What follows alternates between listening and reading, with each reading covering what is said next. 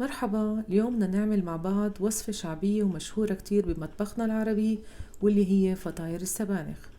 هاي الفطاير يلي الكل بيحبها كبار وصغار، وبتتقدم بكل المناسبات وأعياد الميلاد، وخصوصا إنها محشية بنبتة كتير مفيدة وقيمة. حتى إنه ملكة فرنسا كاثرين الإيطالية الأصل كانت تستخدم السبانخ بأغلب وجباتها. وبيقولوا إنه في بالنمسا عيد بسموه بعيد السبانخ، لأنه كانوا يستخدموه بتحضير الفطاير عندهم، وهذا اللي رح نعمله اليوم. ولهيك خلينا نروح مع بعض ونشوف كيف بيتم تحضير هالصنف اللذيذ، وشو بنحتاج من المكونات والمقادير.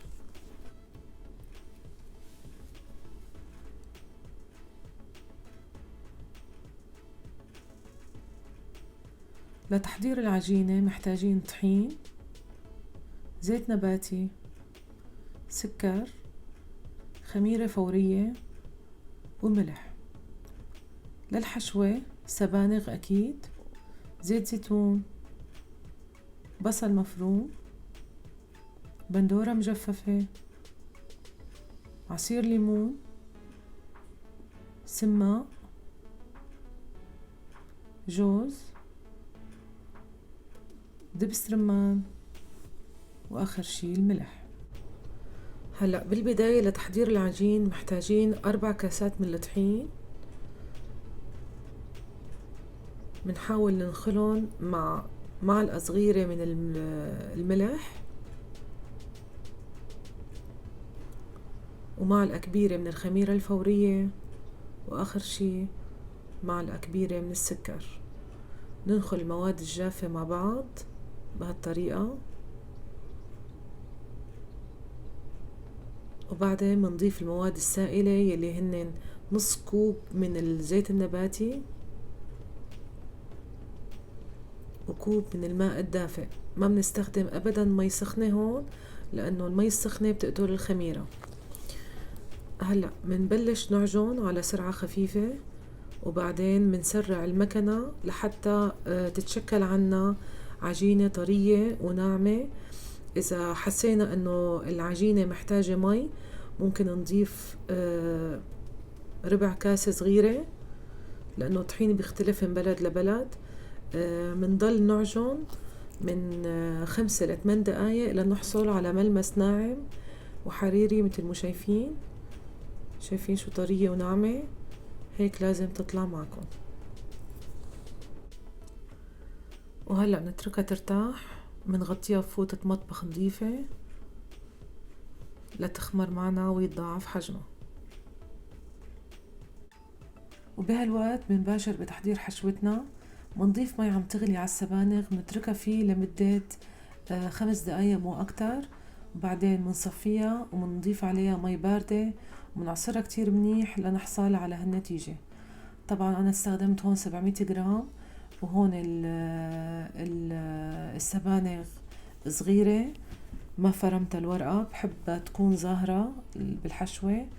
بنضيف عليها حبة بصل وسط مفرومة ناعم، وكمان 4-5 شرحات من البندورة المجففة، وهي إضافة للي بحب بس تعطيها طعم كتير طيب.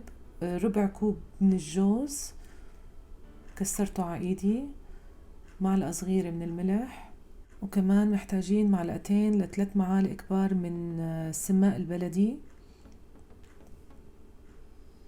ربع كوب من عصير الليمون،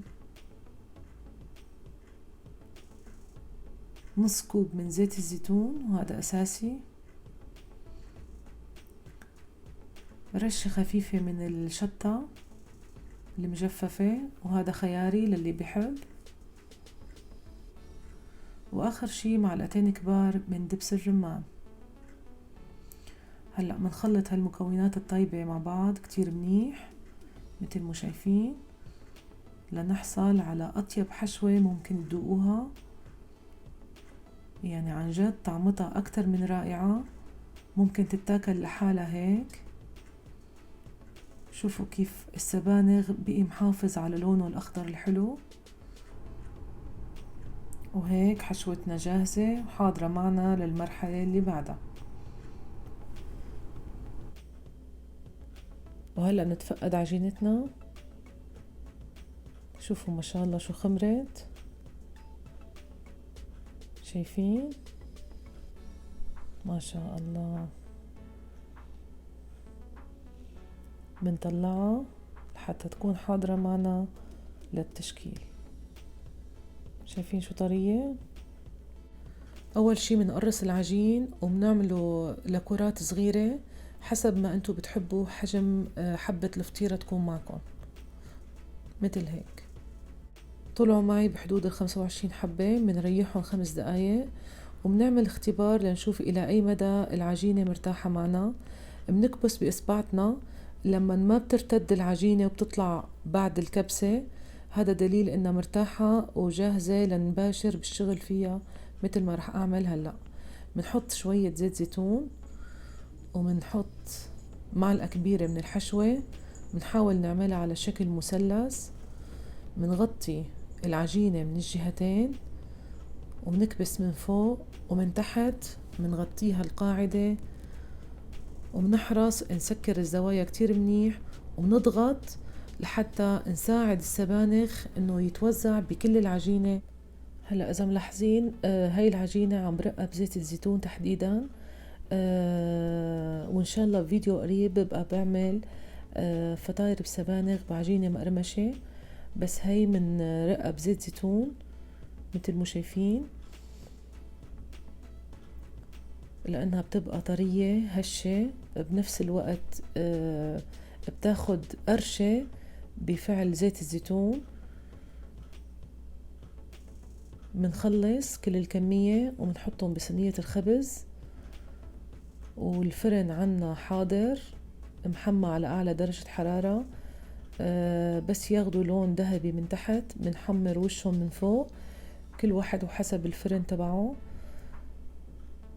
وهيك بعد ما طلعوا من الفرن أخدوا هاللون الحلو وأبدا ما فتحت معنا العجينة مثل ما شايفين، وبقيت محافظة على شكلها، وكل حبة مثل اختها كلهم حجم واحد.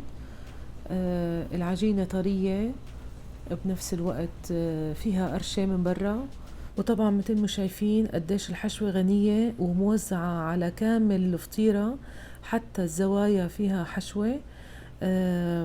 طعمتها حامضة بفعل دبس الرمان وشرايح البندورة المجففة، عطتها إضافة رهيبة. ومثل ما شايفين ممكن نزينها برشة خفيفة من دبس الرمان على الوش عند التقديم، تعطيها إضافة وطعم مميز. هاي كانت وصفتنا لليوم، بتمنى تكون عجبتكم وبتمنى انه تتشجعوا وتعملوها. وما تنسوني من اللايك والسبسكرايب وضغط زر الجرس ليصلكم كل شي جديد رح نزله ان شاء الله. باي باي.